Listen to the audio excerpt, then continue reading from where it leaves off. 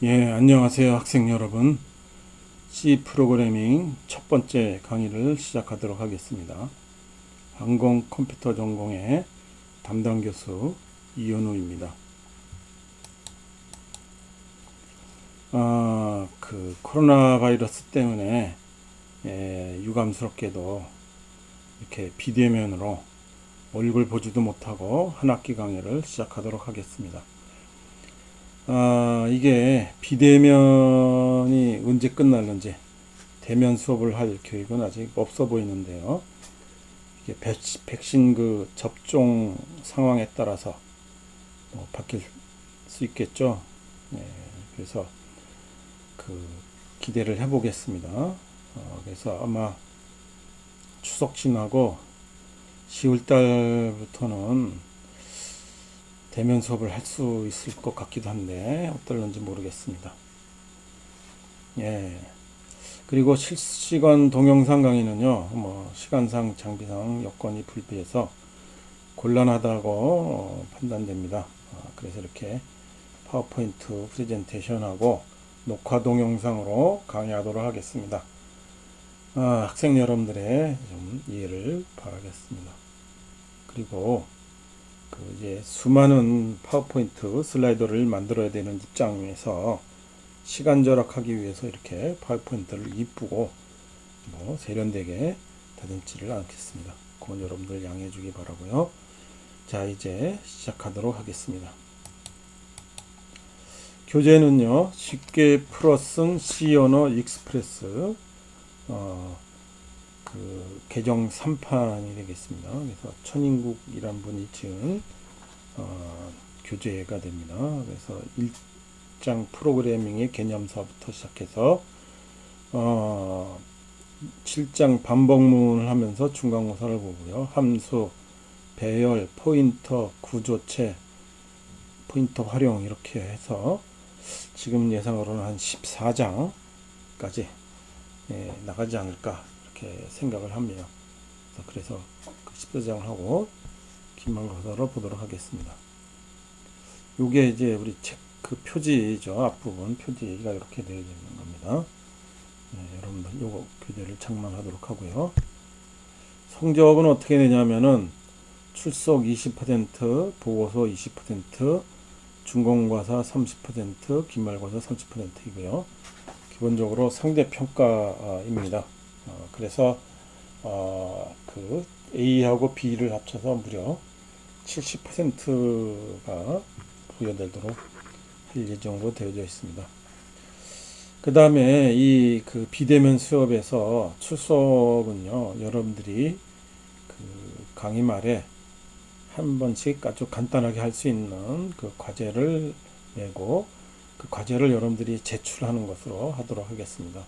그래서 여러분들 이제 시오너 이렇게 하면 실습 화면이 되거든요. 그걸 이제 화면 캡처해서 합적 캡처하면 이제 그림 파일이 되잖아요. 그걸 이제 이 클래스에 업로드해서 이 클래스에 제출하도록 하겠습니다. 그래서 이렇게 과제가 바로 여러분들의 출석 확인이 되겠습니다. 이 강의 개요는요, 우리가 이제 우리 과목 이름 자체가 C 프로그래밍이잖아요. 그래서 C 언어를 이용을 해서 이제 프로그래밍을 하는 것을 공부를 하는 겁니다. C 언어는요, 이게 역사가 상당히 좀 오래됐습니다. 1972년도에 켄 톰슨과 데니스 리치가 벨 연구소에 일할 당시에 유닉스 운영 체제를 만들기 위해서 고안한 프로그래밍 언어입니다. 이게 그러니까 유닉스 운영 체제랑 그 C 언어랑은 이제 그 태생이 같다라고 보면 되겠습니다. 유닉스는 여러분들이 이렇게 지금 저 윈도우를 쓰는 입장에서 보면은 어떤 운영체계인가 하겠지만 이게 여러분들 저 매킨토시 있죠? 우리 iOS라고 그러잖아요. 그 운영체제의 기반입니다. 그 유닉스가.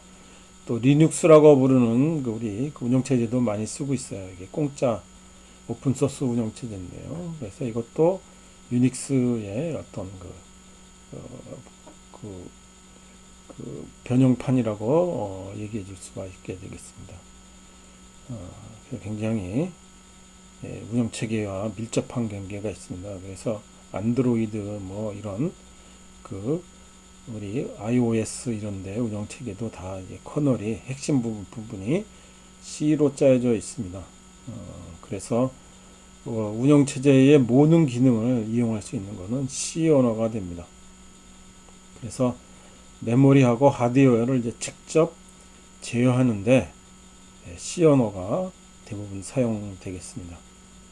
그래서 이게 운영체계를 만들 것 자체도 벌써 C 언어고 그렇기 때문에 하드웨어 제어에도 이게 C 언어가 당연히 잘 쓸 수밖에 없습니다. 아까 그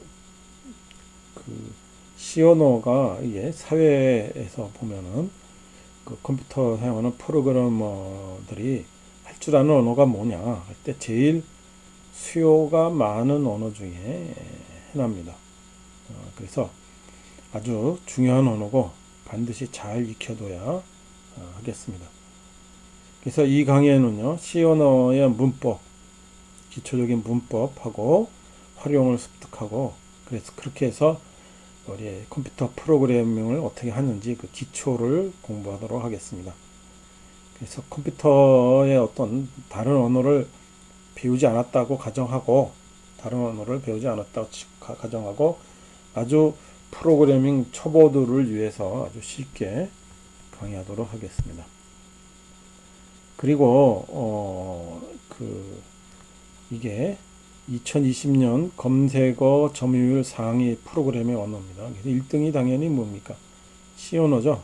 그렇죠? 여러분들 그만큼 사회에 수요가 많다는 의미도 되겠습니다.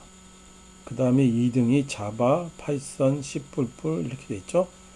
그 다음에 여러분들 자바스크립트랑 7등에 있는 자바스크립트랑 8장에 있는 R 이것들도 여러분들이 우리 컴퓨터 그 항공 컴퓨터 전공에서 배울 컴퓨터 언어들입니다.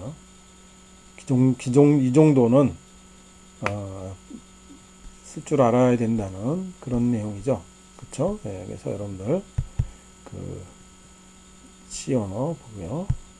자, 1장이 뭐냐면은 우리 이제 프로그래밍의 개념이 되겠습니다. 어떻게 프로그래밍이 만들어내나, 프로그래밍의 그 개념이 뭔가, 이런들의 내용을 우리가 좀 하도록 하겠습니다. 자, 그러면 프로그래밍이라는 것이 무엇인가를 보도록 합니다. 컴퓨터는요, 우리가 보통 하드웨어하고 소프트웨어라고 둘로 이루어졌다라고 보면 되겠죠. 하드웨어는 여러분들이 쓰는 껍데기죠. CPU, 뭐 메모리, 그렇죠? 거기에 이제 모니터, 키보드, 마우스 뭐 이런 것들이 다 그 덩치 있는 거고요. 그리고 그 사용되는 소프트웨어, 운영 체계도 있을 거고, 그렇죠? 그 다음에 응용 프로그램이 되겠습니다. 응용 프로그램은 뭐 동영상 재생 프로그램도 있겠고, 뭐 MP3 재생 프로그램이 있고, 문서 편집 프로그램이 있겠고요. 그 다음에 컴퓨터 가지고 여러분들 제일 많이 하는 게 뭐예요? 인터넷도 많이 하고 게임도 많이 하죠. 그렇죠? 이런 것들이 다 응용 프로그램들이 되겠습니다. 그래서 컴퓨터를 가지고 이렇게 널리 다양한 용도로 사용할 수 있게끔 해주는 것이 바로 이제 프로그램이 되겠죠. 그렇죠? 그래서 그 프로그램을 만드는 것 자체가 바로 프로그래밍이 되겠습니다. 자, 컴퓨터에서 가전제품처럼 그 가전제품 보면 바로 사용할 수 있잖아요. 그렇죠? 어떤 설치할 거 없지. 그러면 좋은데 왜 불편하게 사용자가 프로그램을 설치하게 하였을까? 이겁니다. 근데 이게 초창기 컴퓨터를 만들고 여러 가지 다양한 기본 프로그램들을 굉장히 많이 깔아놨어요. 이게 그래서 지금 보는데 동영상 재생 프로그램들 깔아놓고 문서 편집 프로그램도 있고 이렇게 다 기본적으로 깔아놨는데 그거 가지고 만족 못하죠. 그래서 범용적인 기계, 다양한 활동을 할 수 있는 기계를 만들기 위해서 이게 새로이 추가로 프로그램을 다 설치를 일일이 다 해줘야 되는 겁니다. 자, 우리 계산기하고 컴퓨터의 차이가 뭐냐 이거죠. 계산기는 말 그대로 우리 캘큘레이터라고 그러죠. 그래서 숫자를 입력하고 거기에 정해진 기능이 있죠. 그쵸? 덧셈, 뺄셈, 곱셈, 나눗셈 뭐 이런 것들 정해진 기능만을 우리가 수용을 합니다. 그쵸? 다른 것들을 기능을 우리가 변경할 수가 없죠. 하지만 우리가 컴퓨터에서는요, 정해진 기능 플러스 프로그램이라고 하는 개념을 따라서 우리가 수행하는 기능을 다양하게 쉽게 변경할 수 있게 됩니다. 그렇죠? 여러분들 옛날 휴대폰 아마 학생들 이제 본 일이 없을 테겠지만 옛날 휴대폰은 말 그대로 계산기랑 똑같이 정해진 기능만을 할 수 있었어요. 그렇죠? 하지만 우리 스마트폰은 우리가 앱을 이렇게 깔면은 앱이 바로 뭐예요? 프로그램이죠. 그래서 그 필요한 앱을 우리가 스마트폰에다가 설치를 하면은 그 기존에 없던 새로운 기능이 새로운 능력이 이제 추가가 되는 거죠. 그렇죠? 그래서 그 기능이 쉽게 우리가 추가된다. 이런 겁니다. 이게 계산기하고 컴퓨터하고 차이가 되겠습니다. 그래서 그 컴퓨터라는 게 도대체 뭐냐 이렇게 보면은 컴퓨터는 영어 단어의 컴퓨트에 R이 붙어서 컴퓨터하는 녀석을 말하면 되는데 영어는 그렇게 만들어졌어요. 그래서 캘큘레이터하고 컴퓨터하고 우리말로는 다 그냥 번역이 계산으로 번역이 되는데 앞에 캘큘레이터는 그냥 말 그대로 단순 계산이고요. 컴퓨터는 이제 복잡한 계산을 할 때 이게 계산기 복잡한 아주 다양한 계산할 때 사용하는 언어입니다. 뉘앙스가 다릅니다. 그렇죠? 그래서 초창기에 이 컴퓨터는 말 그대로 복잡한 계산을 할 수 있게끔 그렇게 원래 계산 용도로 만들어졌어요. 그래서 번역할 때도 이제 컴퓨터라고 번역을 안 하고 옛날에는 전자 계산기 이렇게 했습니다. 그래서 컴퓨터 공학과가 아니라 전자 계산기 공학과 이렇게 과거에는 붙었습니다. 근데 이제 현대적인 의미에서 컴퓨터는요, 그 말 그대로 계산만 하는 것이 아니라 아주 다양한 그 명령어들을 조합을 해서 이런 프로그램들을 따라서 데이터를 처리하는 기계라고 볼 수가 있겠습니다. 그래서 이 프로그램 그 안에 들어가 있는 것이 명령어예요. 명령어. 그래서 그 하드웨어가 있고 실제로 일을 하는 거는 그 일을 시키는 거는 CPU입니다. 하드웨어에다가 일을 시키는 거죠. 근데 그 작업 지시서에 해당되는 것이 바로 요 그림 보면 같이 그 프로그램이 되겠습니다. 그래서 그 간단하게 보면은 그 여러분들 보면 사용자로부터 두 개의 숫자를 입력받아서 숫자를 더하고 결과를 화면에 출력한다는 이 프로그램이거든요. 이게 바로 작업 지시서가 되는 겁니다. 이런 것들을 작업 지시서를 쭉 일렬로 논리적으로 잘 맞춰서 만들어 놓은 게 우리가 프로그램이라고 얘기해 줄 수 있게 됩니다. 그래서 그 프로그램을 처리하는 기계, 그것이 바로 우리 컴퓨터가 되겠습니다. 자, 그러면은 이제 프로그램을 한번 생각을 해 보겠습니다. 자, 로봇에게 우리가 햄버거 가게에 가서 햄버거를 사는 일을 시킨다고 하자 이렇게 합니다. 그러면 그걸 우리가 그 로봇가 인공지능이 있어서 자기 스스로 생각하고 판단하면 좋겠는데 그 정도가 아니다 이 말이에요. 그래서 일일이 하나하나 그 단계별로 명령을 해주는 거예요. 명령을 해줘야 돼요. 그래서 500m 직진한다. 교차로에서 만나면 우회전한다. 그리고 우회전해서 또 100m 직진한다. 도로 왼쪽에서 햄버거 가게를 찾는다. 햄버거 무슨 햄버거 주세요라고 하면서 주문한다. 그러면 준 햄버거를 들고 출발하는 위치로 역순으로 되돌아온다. 이렇게 가정하자 하나하나를 일일이 자세하게, 그렇죠? 그 지시를 해줘야 됩니다. 그래서 이런 지시사항이 바로 하나하나가 바로 명령어가 되겠죠. 그래서 우리가 보면은 컴퓨터에서는 어떻게 되냐면 두 수를 입력받아라. 그쵸?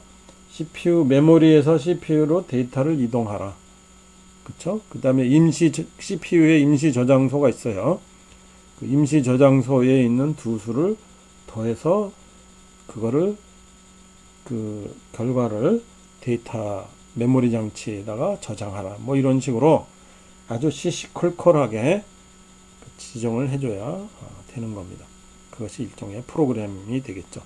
그런 것들이 쫙 지시사항들이 다 모여서 하나의 프로그램이 되는 겁니다. 그래서 그 여러분들이 아까도 말했듯이 스마트폰도 컴퓨터의 일종이고요. 여러분들 아마 대부분 그 다뤄본 적이 없을 거예요. 아마 피처폰. 이거는 이제 미리 설정된 기능만 사용하는 겁니다. 스마트폰은 컴퓨터예요. 그래서 운영체제가 이제 안드로이드나 뭐 iOS나 이런 녀석입니다. 그래서 뭐 인터넷도 할 수 있고, 그 음악도 들을 수 있고, 동영상도 볼 수 있고, 게임도 하고, 그 무한한 가능성이 있는 거죠. 자, 프로그램의 역사를 한번 보도록 하겠습니다. 프로그램의 역사. 그래서 프로그램의 그 최초로 프로그래밍이 가능한 기계, 그걸 우리가 어널리티컬 엔진, 해석기관이라고 말하는데, 찰스 베비지라는 사람이 그 18세기, 19세기에 만들었습니다. 그래서 이게 수천 개의 기어, 바퀴, 축, 레버 뭐 이런 것들을 하고, 그 동력은 증기기관을 사용했어요. 그러니까 기계식 컴퓨터가 됩니다. 기계식 계산기가 되고, 거기에 이제 프로그램을 넣기 때문에 기계식 컴퓨터라고 부릅니다. 그래서 이게 이 기계식 증기기관 사용한 거를 이제 전기 모터 이런 거를 사용해서 사용했습니다. 이것들이 바로 이제 기계식 컴퓨터가 되겠습니다. 조금 몇 년 된 영화이긴 한데요. 그 요즘 그 이미테이션 게임이라고 하는 그 영화가 있습니다. 2차 세계대전 때 그 영국에서 독일군의 암호를 푸는 그 과정, 그거를 이제 보여주는 그 영화인데요. 그 이미테이션 게임이라고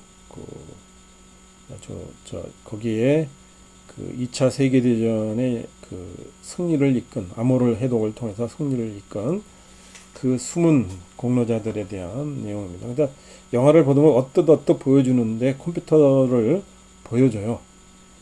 그 컴퓨터가 바로 뭐냐면은 기계식 컴퓨터입니다. 그래서 기계식 컴퓨터를 그 흉내를 아주 잘 내놨습니다. 그렇죠? 그래서 이게 2차 세계대전까지도 이용됐고요. 맨해튼 프로젝트 혹시 뭔지 알아요? 핵폭탄 만드는 프로젝트였습니다. 그래서 거기서도 이런 기계식 컴퓨터를 이용해서 수없이 많은 계산을 통해서 뭐 하나 개발하는데 그 설계를 해야 되잖아요. 설계를 하려고 그러면은 계산이 굉장히 많이 해줘야 됩니다. 속칭 이제 시뮬레이션을 많이 해봐야 되는 거죠. 이것도 역시 다 기계식 컴퓨터를 그때 사용을 했습니다. 그래서 최초의 프로그래머라고 우리가 말을 하는 게 뭐냐면요. 베비지라는 사람하고 아주 공동 연구를 한 사람이에요. 그래서 이름이 에이다 러브레이스라는 여자입니다. 그래서 이게 여러분 혹시 이제 영국 유명한 시인 바이런이라고 아는지 모르겠어요. 이 바이런의 딸입니다. 그래서 아직도 오르게 되고요. 그래서 그 베비지의 해석기관에 아주 매료가 돼서 프로그램을 작성했습니다. 그래서 우리가 보는 지금 그 컴퓨터의 예, 그 모습, 서브루틴이니 뭐 루프니 점프니 if문이니 이런 핵심 제어문 에서 컴퓨터 프로그램의 기본 원리를 이제 고안을 해낸 여자가 되겠습니다. 그렇죠? 그래서 에이다 러브레이스는 여러분요 그 사진하고 이런 거는 여러분들 교재 그때 한 그 프로그래머 이거를 교재 사진 한번 보고 여긴 내용이 않겠습니다. 이제 기계식 컴퓨터에서 이제 전자식 컴퓨터로 넘어가는습니다. 이건 2차 세계대전 이후인데 최초의 그 기계식 컴퓨터에서 이제 그 전자식 컴퓨터는 트랜지스터 있죠? 트랜지스터가 발명되기 전입니다. 그래서 진공관을 이용을 했어요. 그래서 어마어마하게 큰 건물, 우리 이제 공학관 같은 건물 통째로 한 층을 다 써야 되고요. 거기 들어가는 전기 있죠? 전기 용량. 이것들은 이제 웬만한 중소도시에서 쓰는 전기 용량을 잡아먹었다 그래요. 그리고 진공관 여러분들 이제 본 일이 있는 거죠. 열이 굉장히 많이 납니다. 그래서 잠깐 쓰고 열 식히고 끄고 열 식히고 다시 사용하고 뭐 이렇게 했었어야 했다고 그래요.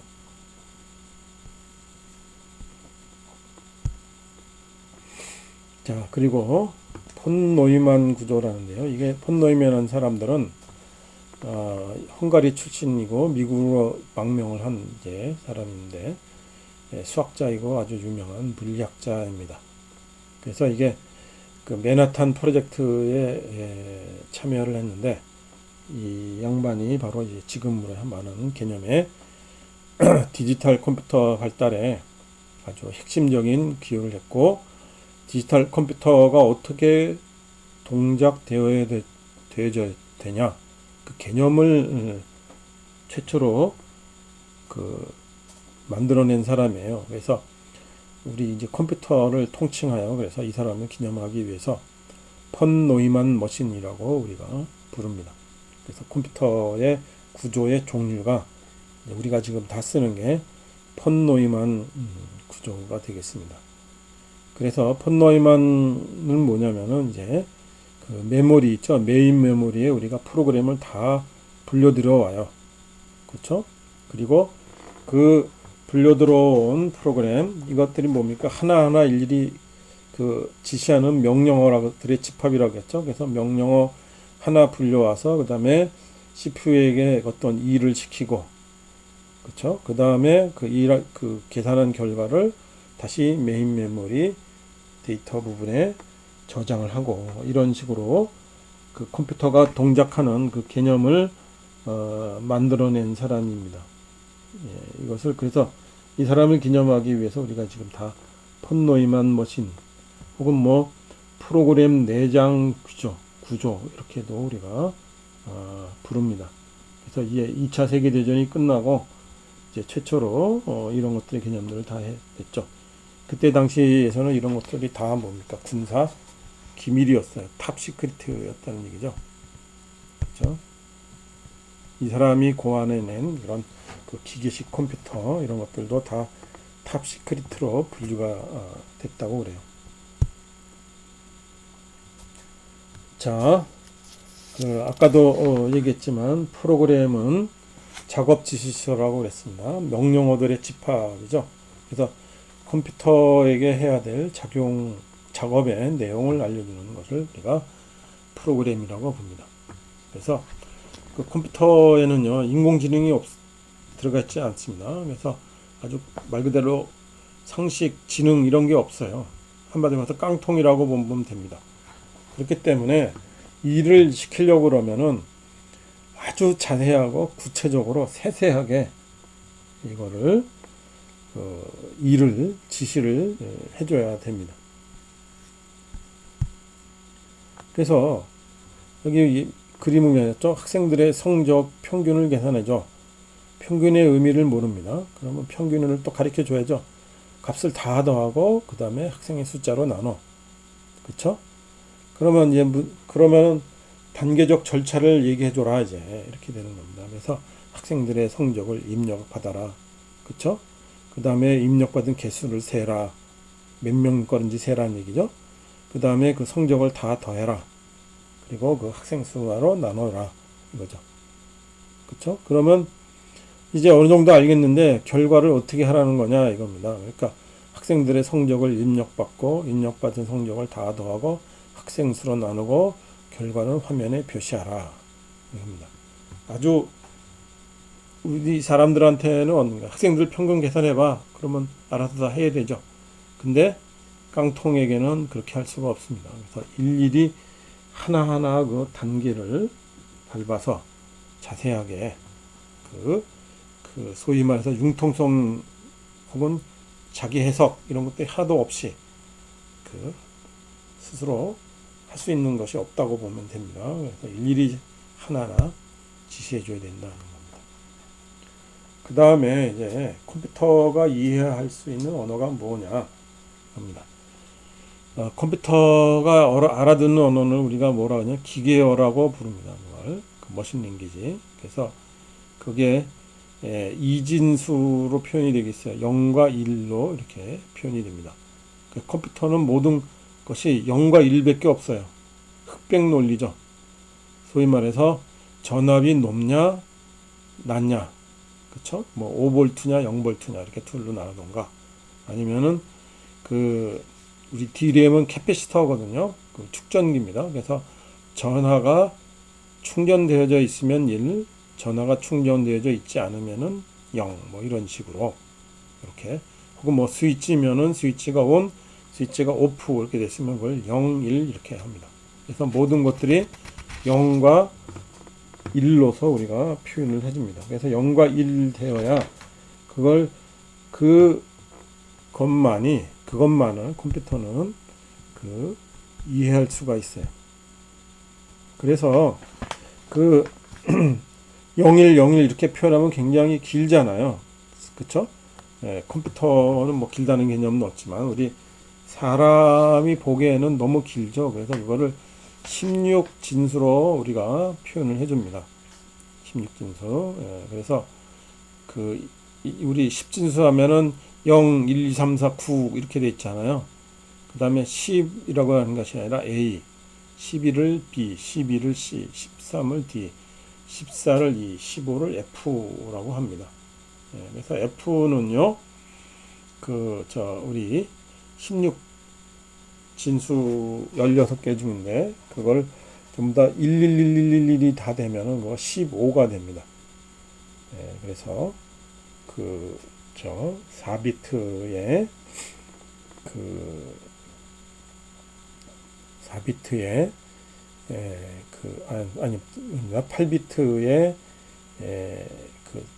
8개 자릿수가 전부 1이면은 그것이 15가 되고 F가 됩니다.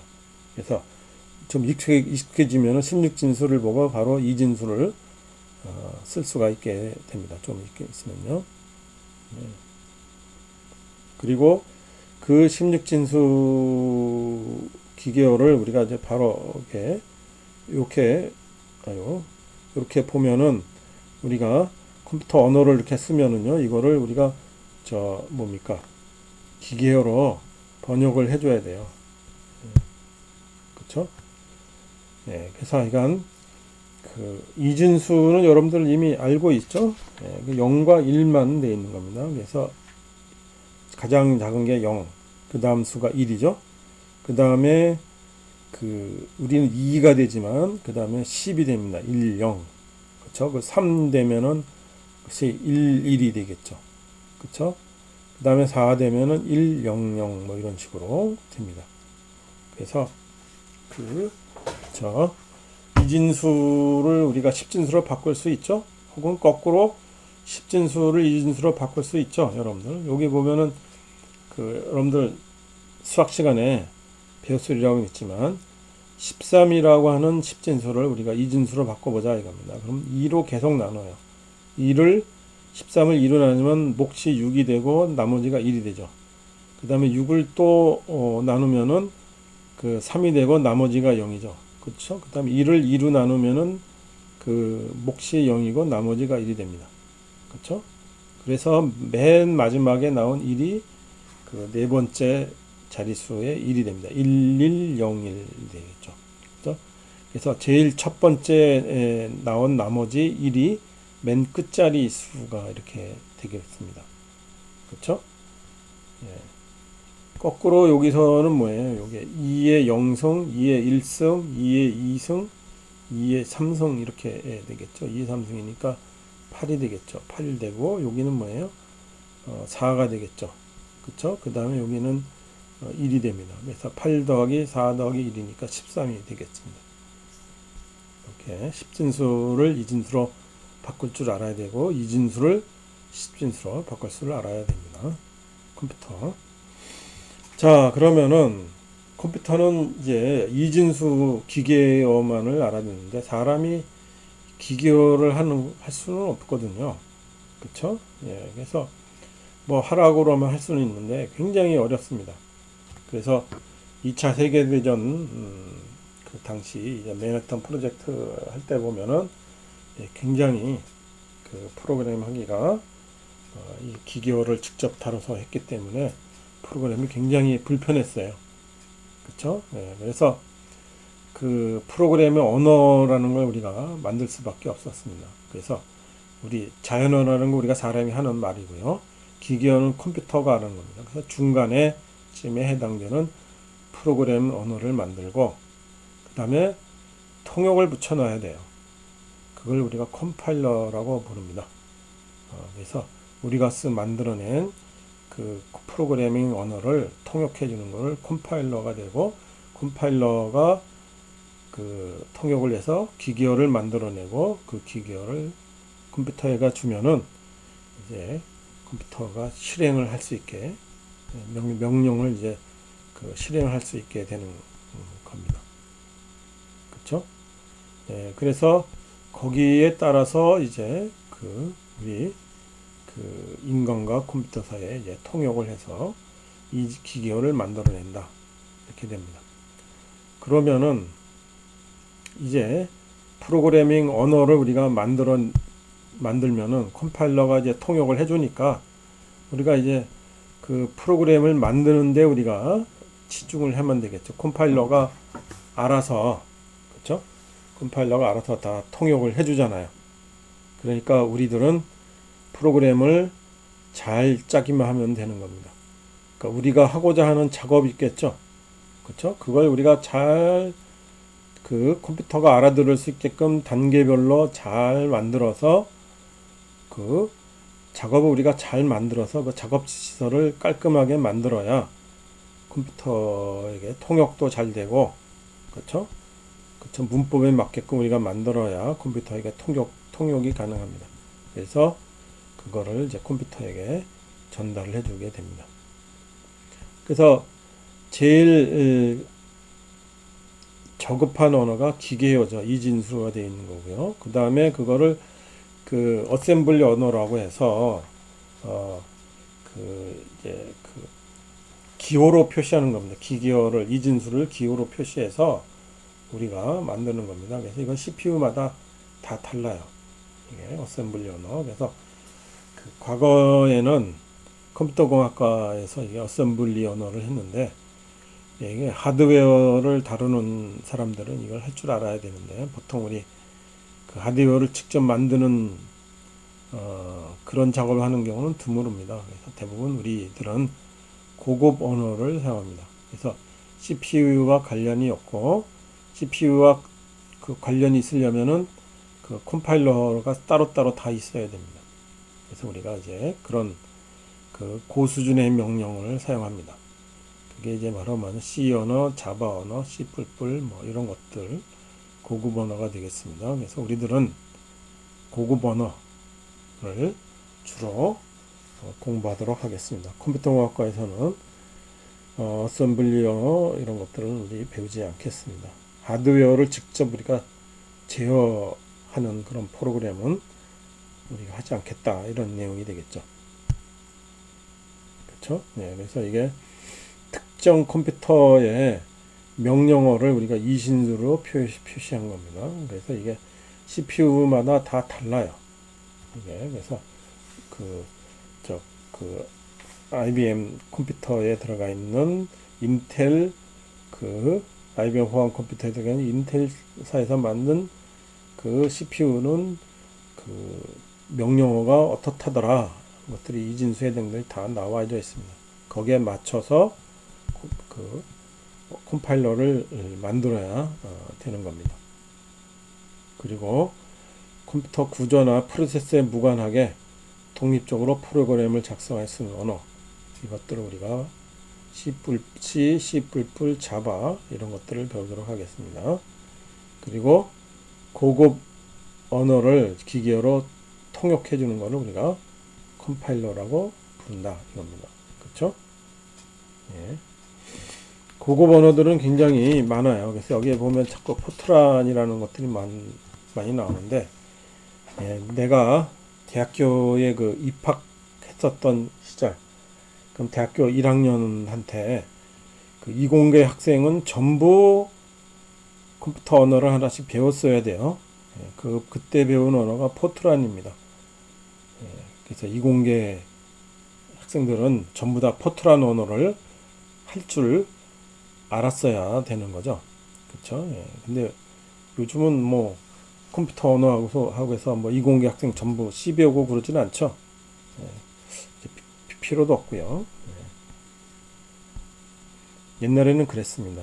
예, 그리고 아까도 말했듯이 우리가 공부할 C 언어는 ATN 벨 연구소 있죠. 벨 연구소에서 우리 유닉스 운영 체제를 개발할 때 컴퓨터 언어가 필요하다. 그래서 그때 만들어낸 것이 이제 C 언어입니다. 초창기에는 이제 B 언어라고 있던 게 있었던 거예요.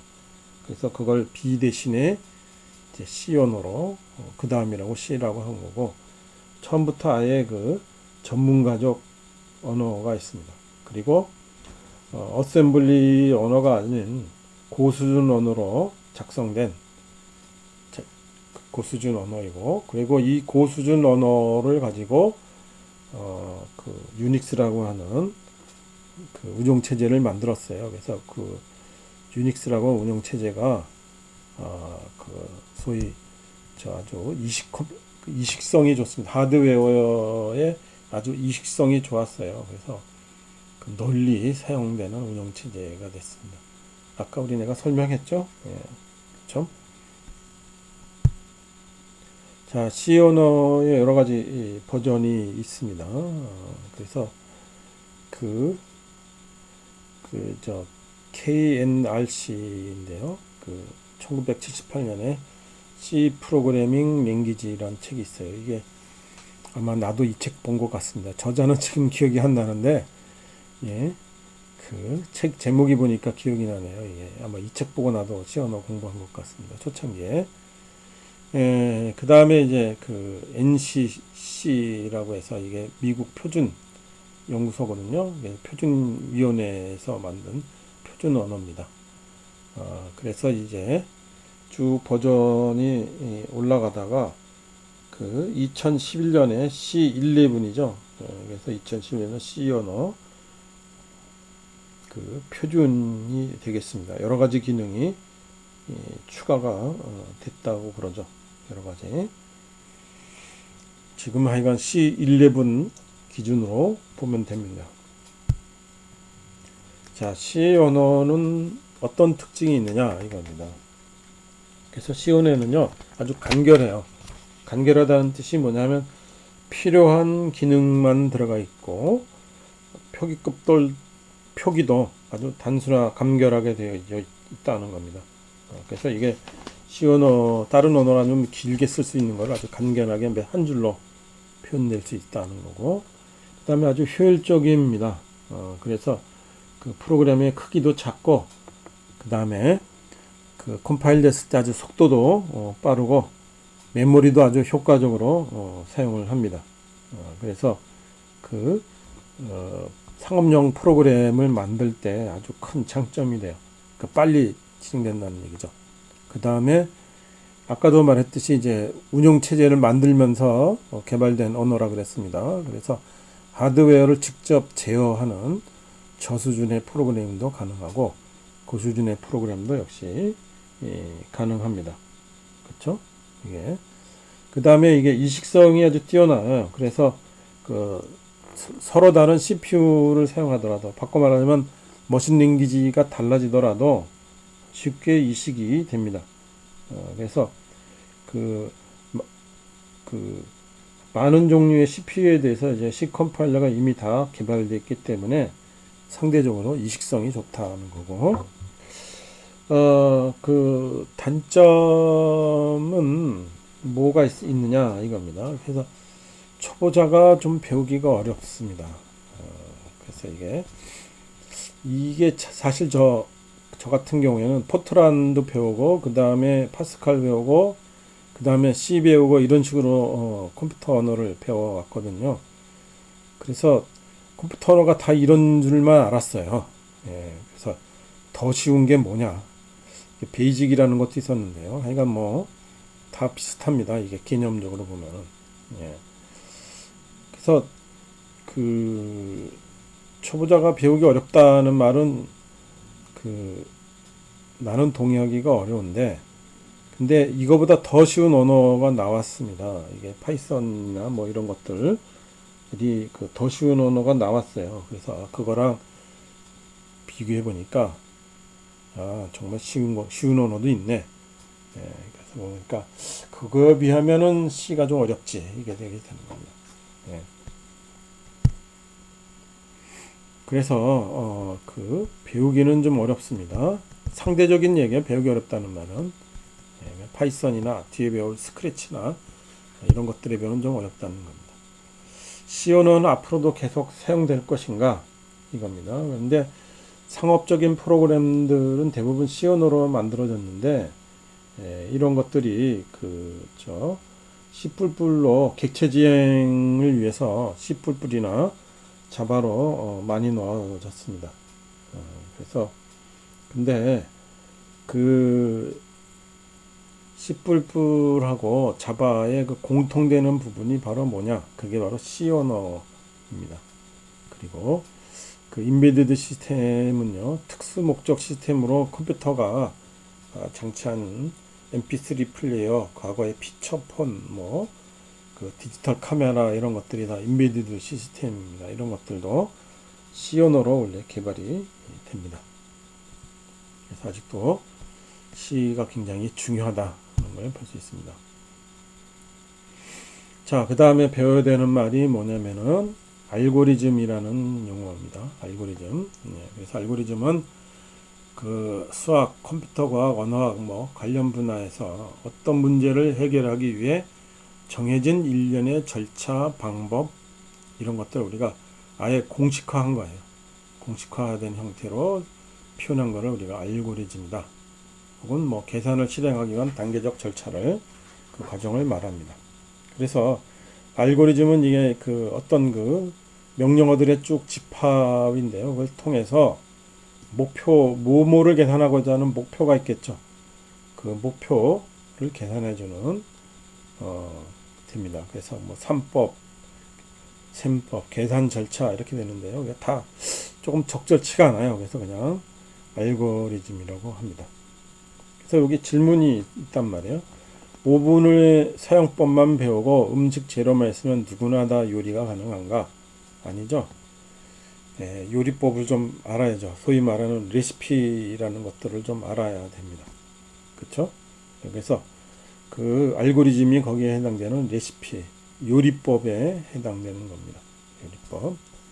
비유적으로 보면은 이렇게 설명해 줄 수 있다는 거죠. 자, 빵을 만드는 알고리즘, 빵을 만드는 요리법이죠. 빈 그릇 준비하고, 그 다음에 이스트, 밀가루, 우유에 넣고 저어주고, 그 다음에 버터, 계란, 설탕 추가로 넣고 저어주고, 그 다음에 따뜻한 곳에 넣어서 발효하고, 그 다음에 180도, 170도 오븐에다 몇 분 굽는다. 이렇게 되어져 있죠. 그쵸? 이게 바로 빵 만드는 알고리즘이 되겠습니다. 그쵸? 자, 1에서부터 10까지 합을 가는 알고리즘을 보라 이겁니다. 그러면 하나하나 이렇게 더하는 알고리즘이 있겠죠. 1에서 2를 더한 다음에 그 수에다가 다시 또 3을 더하고 그 수에다가 또 4를 더하고 이런 식으로 해서 100까지 다 더하는 녀석이 있습니다. 이런 알고리즘이 있겠고, 그 다음에 보면은 1에서 10인데요.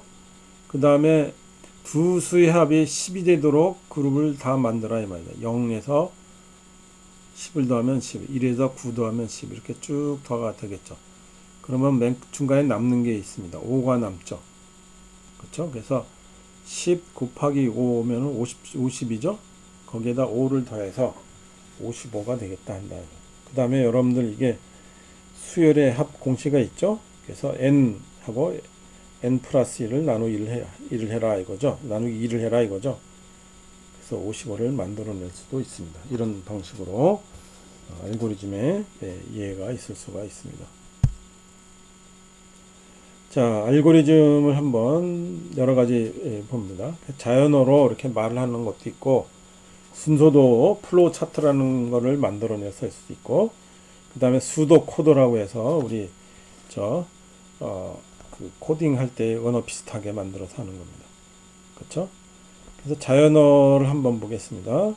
그렇죠? 자연어를 만들어내는 알고리즘에 최대값을 찾는 알고리즘 1번, 그 우리의 숫자가 쭉 나열되어 있는 그 리스트가 있습니다. 리스트의 첫 번째 숫자를 가장 크다고 가정하자. 리스트의 그 다음 숫자, 남아있는 숫자를 하나하나 그 첫 번째 숫자와 비교해서 현재의 최대값보다 크면은 바꿔치기 하는 거죠. 그쵸? 노트에 적어서 그걸 최대값을 한다는 겁니다. 그래서 남은 모든 숫자를 전부 조사해서 맨 마지막에 남은 숫자 있죠. 그것이 바로 최대값이 된다. 이것이 우리가 자연어를 가지고 얘기하는 최대값을 찾는 알고리즘이 됩니다. 그쵸? 순서도를 보겠습니다. 순서도는 요 그림이에요. 요 그림은 이제 시작 종료를 말하는 거고, 네모난 거는 처리하는 거고, 이 마름모는요 비교 판단을 해주는 겁니다. 그쵸? 그 다음에 이게 동그라미는 이제 연결자가 되고, 이게 그 빗금친 평행사각형은 입출력을 표현을 해주는 겁니다. 그쵸? 그래서 플로우 차트를 보면 프린터가 동작하지 않는다. 이게 우리가 보는 시작이죠. 전원이 연결되어 있나 이게 보는 거죠. 그렇죠? 연결되어 있지 않으면은 전원에 연결하는 거고, 전원이 연결되어 있습니다. 종이가 있는가 하면 없으면 종이를 삽입하는 거고, 종이가 전원도 연결되어 있고 종이도 있는데 동작 안 한다. 그 다음에 토너를 확인하는 겁니다. 그렇죠? 그래서 토너가 확인 안 되면 토너를 교체한다. 근데도 안 된다 그러면 우리가 모르는 녀석이죠. 그러면 그 AS를 요청해라 이겁니다. 그렇죠? 그래서 이게 복잡해지잖아요. 알고리즘이 복잡해지면 플로우 차트 그리기가 좀 어렵긴 해요. 근데 이건 그 초창기에 그 우리 같은 사람은 이 알고리즘 플로우 차트로 배웠습니다. 그 다음에 의사 코드, 수도 코드라는 겁니다. 의사라는 게 뭐냐면 그 사입이란 말 알죠? 사입이란 말이 뭐예요? 비슷하긴 하나 진짜가 아니다 이런 뜻이죠. 이게 의사라는 말이 비슷하긴 하나 진짜가 아니다는 사입이라는 뜻입니다. 이게 그렇죠? 의사 코드, 수도 코드를 번역한 겁니다. 그래서 자연어보다는 체계적이지만 프로그래밍 언어보다는 엄격한 언어로, 그렇죠? 그래서 그 첫 번째를 가장 큰 것에 이름을 붙이고, 그 다음에 그 가장 큰 모든 것에다가 비교를 해서 더 크면은 그 라지스트보다 더 크면은 바꿔치기 해라. 그 다음에 라지스트를 반환해라 이겁니다. 그래서 그 알고리즘의 모델을 왔습니다. 요즘 많이 쓰이는 수도 코드가 많이 쓰이고 있습니다. 이런 식으로. 그래서 그 알고리즘을 만들 때 어떻게 우리가 만들어야 되는가 이걸 보면은요, 이게 소프트웨어 공학적이라는 겁니다. 이게 이런 것들을. 그래서 소프트웨어 공학을 보면은 그 문제를 한꺼번에 해결하지 말고 더 작은 크기의 문제로 분해해라. 그래서 문제가 충분히 작아질 때까지, 더 이상 분해할 수 없을 때까지 계속 분해하라 이겁니다. 그래서 방을 청소한다, 거실을 청소한다, 부엌을 청소한다 이렇게 되는 겁니다. 근데 그거를 방 청소한다는 또 어떻게 됩니까? 환기시키고 물건을 정리하고 진공청소기를 돌리고 걸레질을 하고 이런 단계가 구분이 되어 있죠. 더 작은 문제들로 구분이 되는 겁니다. 그렇죠? 이렇게 알고리즘을 만드는 개념적인 얘기입니다. 자, 미니 프로젝터를 보면은요, 이게 또 그 세 개의 수 중에 최대값을 찾는 알고리즘을 봐라 이겁니다. 이게 시작, 그 다음에 A, B, C를 읽어 들어오고, 그 다음에 A와 B가 더 크냐, 그렇죠? 그럼 yes가 되면은 A가 더 큰 거잖아요. 그래서 A와 C를 비교해라 이겁니다. 그러면은 그 yes면은 A가 제일 큰 거죠. no면은 C가 제일 큰 거죠. 이쪽으로 가면 뭡니까? B가 더 큰 거죠.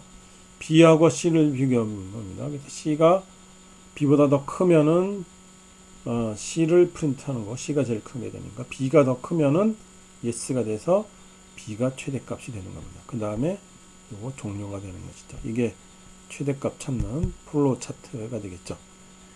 예, 이게 세 개인데요. 이걸 이런 식으로 하면은 굉장히 길어지게 되겠죠. 그렇죠? 자, 그 다음에 보는 게 이제 가장 기본적인 프로그램인데요. 그 스크래치라는 녀석입니다. MIT에서 개발한 도구인데요. 이게 그 청소년들한테 아동용으로 프로그램 개념을 이제 학습하기 위한 그 환경입니다. 그래픽 환경으로 돼 있어요. 그래서 마우스 가지고 이렇게 누르면은 쉽게 컴퓨터 코딩을 할 수 있게 되는 겁니다. 그러니까 타이핑을 하는 것이 아니라 이렇게 해서 그 명령어 블록들을 조합을 해서 프로그램을 할 수 있겠구나 이겁니다. 그래서 프로그램에 관한 경험을 쌓기 위한 교육용 프로그래밍 언어 및 환경이 되겠습니다. 그래서 이거 개념을 이해하면은 이제 다른 언어로 우리가 쉽게 코딩을 할 수가 있게 돼요. 그래서 요 밑에 있죠. scratch.mit.edu 요로 사이트로 가면은 이게 스크래치가 뭔지 간단하게 체험을 해볼 수 있습니다. 자, 여러분들 지금 저 교재가 준비가 되었으면요.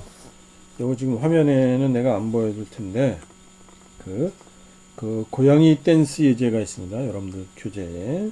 그래서 교재 39페이지 아직 교재 안 샀습니까? 빨리 사서 보세요. 고양이 댄스 예제를 하는 과정이 이렇게 쭉 나와져 있습니다. 그래서 그 단계별로 쭉 그 명령어 블록들을 시켜서 고양이 댄스를 이제 시켜볼 수가 있게 되는 겁니다. 그렇죠? 자, 스크래치에 대해서는 더 이상 자세하게 얘기하지 않겠습니다. 이렇게 해서 우리가 1강을 마치도록 하겠습니다. 이렇게 파워포인트로 하니까 좀 불편하죠. 비대면 강의는 뭐 이렇게 하는 거니까 어쩔 수가 없습니다. 이게 보통 그 대면 수업을 하면은 첫 시간에 교재 소개하고 뭐 간단하게 하고 끝나는데요. 우리 비대면이기 때문에 공부 시간이 아무래도 좀 부족합니다. 그래서 첫 시간부터 이렇게 진도를 좀 나갔습니다. 여러분들은 이게 바로 그 비대면 강의 특징 중에 하나가 되겠습니다. 자, 리포트는요, 스크래치 그 사이트에 가보면 예제가 여기 쭉 있어요. 그래서 한번 해보고, 실행 화면을 캡처해서 이 클래스를 해보고, 제일 좋은 거는 여기 고양이 댄스 있죠? 고양이 댄스를 해보는 게 제일 좋습니다. 그래서 이거를 실행 화면을 캡처해서 이 클래스로 내면은요, 그게 바로 여러분들 출석이 되는 겁니다. 꼭 해보기 바랍니다. 다음 시간에는 2장으로 들어가도록 하겠습니다. 자, 오늘 강의는 마치겠습니다. 안녕.